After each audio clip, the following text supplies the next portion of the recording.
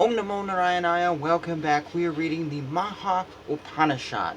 This is a 6-part Upanishad. I'm going to do it in at least 6 videos, but it may be a little bit more. Well, let's dive right in. Before I start, I will say that the first part I've read, I actually already did a video on, but I got interrupted by outside things. So I know how we're starting, though I don't know where this is going when we get to the second part. But here we go. You might enjoy this, I hope. They say Narayana was alone. There were not Brahma, Shiva, waters, fire, and Soma, heaven and earth, stars, sun, and moon. He could not be happy. From the desire of Paramatman, the Yajnastoma, that being the hymn known as Avyakta, is said to have arisen. In it arose 14 Purushas, Brahman, Vishnu, Rudra, Isana, Sadashiva, and 9 Prajapatis like Daksha.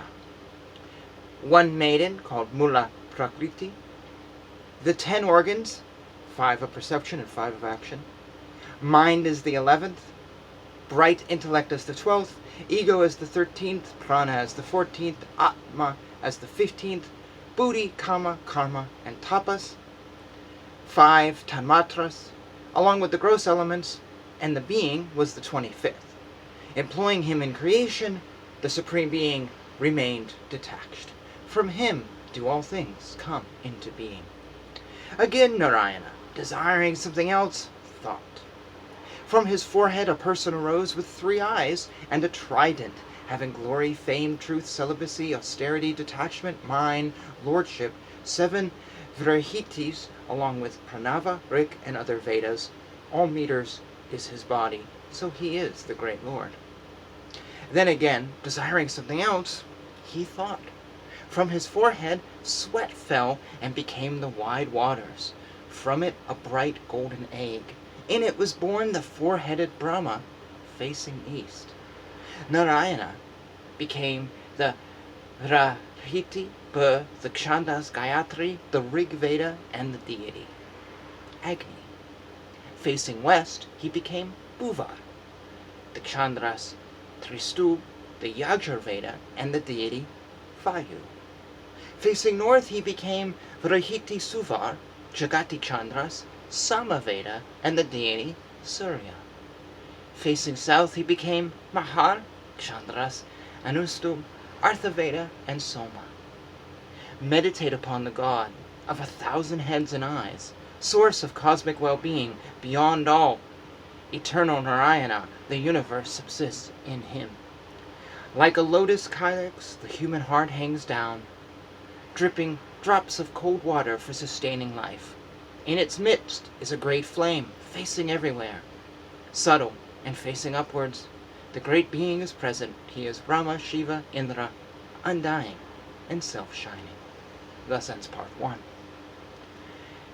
Sort of a mini Genesis story, which we have seen in far more detail in the Srimad Bhagavatam. Matter of fact, Canto 2, Canto 3 also, I believe, had some of this in it. And it's really interesting how the Lord, Narayana, creates a Lord to create the world.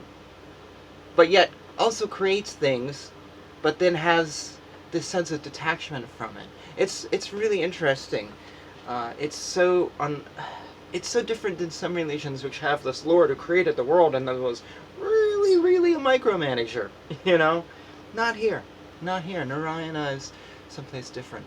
So I have heard that Narayana is the ultimate name for the Lord, and of course, you know, there's many names of many faces of this great deity but Narayana is that ultimate name. And I learned that from a teacher who I trust and who has read these in Sanskrit, and that's the name that comes up over and over again. And yes, Krishna is fine, Vishnu, Shiva, Ganesha, whatever, they're all fine. But if you want that ultimate source, Narayana is the one that'll get you on target. And I believe that, which is why I open every video with Om Namo Narayana. Anyways, we're just going to pause here. This will be a really super short video, and then we'll start with the second part of the Maha Upanishad in the next video, And comments, thoughts, questions, all that good stuff down below, as always. And let's see where this goes. Alright. Hare Krishna, Krishna Krishna, Hare Hare, Hare Rama, Rama Rama, Hare Hare.